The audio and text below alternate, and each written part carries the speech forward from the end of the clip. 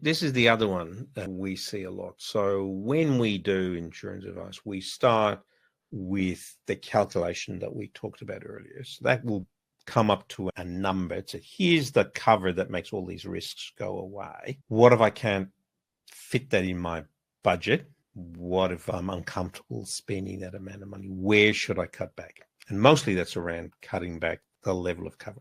So the one that's most important is income protection. If you're an employee and that's where your income comes from, you need income protection. And so the first thing you might look at is the waiting period. So you can generally choose 30, 60, or 90 days in the period between when the event stops you working and when you start getting paid out. That's designed because you usually have a few weeks of sick leave. You probably have an emergency stash. So the more comfortable the rest of your finances are, the longer the waiting period you can accept. 90 days is a bit of a sweet spot, accepting the first 3 months. That's like an excess on your car insurance. I'm going to accept the first 3 weeks myself, or 3 months myself. That will save you a lot of money. You might choose to reduce the level of coverage. You might say, I'm going to cover 65% of my income instead of 70% of my income, depending on how your finances work. The other lever you can pull is the benefit period and whether you have escalating cover. So the gold standard is that you have cover to age 65, because strangely, although most claims are settled within 2 years, so most people are back at work within 2 years, most money is paid out in the period after 2 years. So the real benefit comes in the longer term. So you usually buy 2 years, 5 years, or to age 65. The step up from 5 years to age 65 is not huge, but that is a way of saving some cover. The other place you can save a little bit of money is by choosing to turn off escalating claims. So generally, we would like to see that if you got cover 70% of your income, if you go and claim this year and you're still on claim in 5 years, you want that benefit to be increasing with inflation. Turning that inflation protection off will save you some money. But generally, when it comes to income protection, the two big levers that we suggest people play is the waiting period, with longer being better. 90 days, a bit of a sweet spot, but that relies on you having an emergency stash, and then potentially lowering the percentage of your income.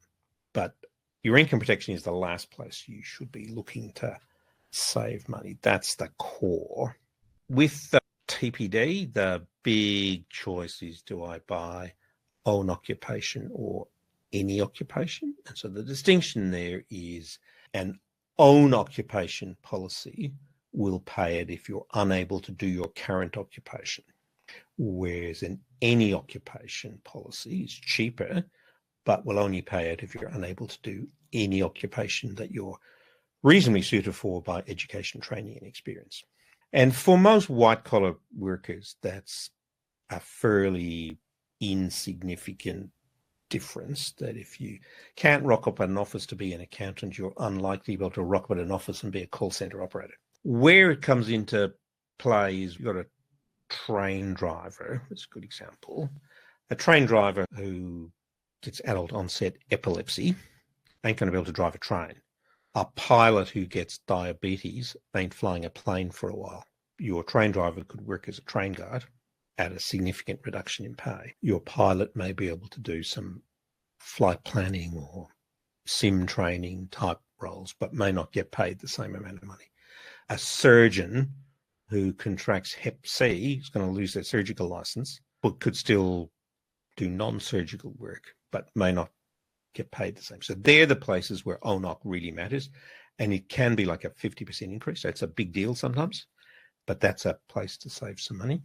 Life insurance is cheap, and so there's not a lot you can do there other than change the amount of it that you buy. Trauma critical illness is often the swing number in a lot of people's budgets. It's the expensive one in terms of dollars per dollar of cover.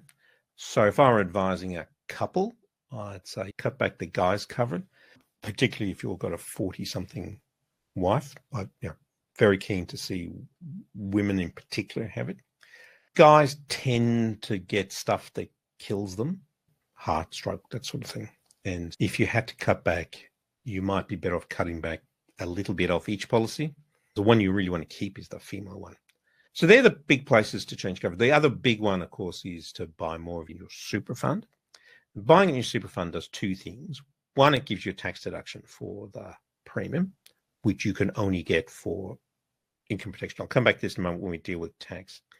But the other advantage of doing it in your super fund is that it's easier to pay it annually, whereas if you're paying it out of your pocket, many people feel more comfortable with a monthly payment that's easier to budget for.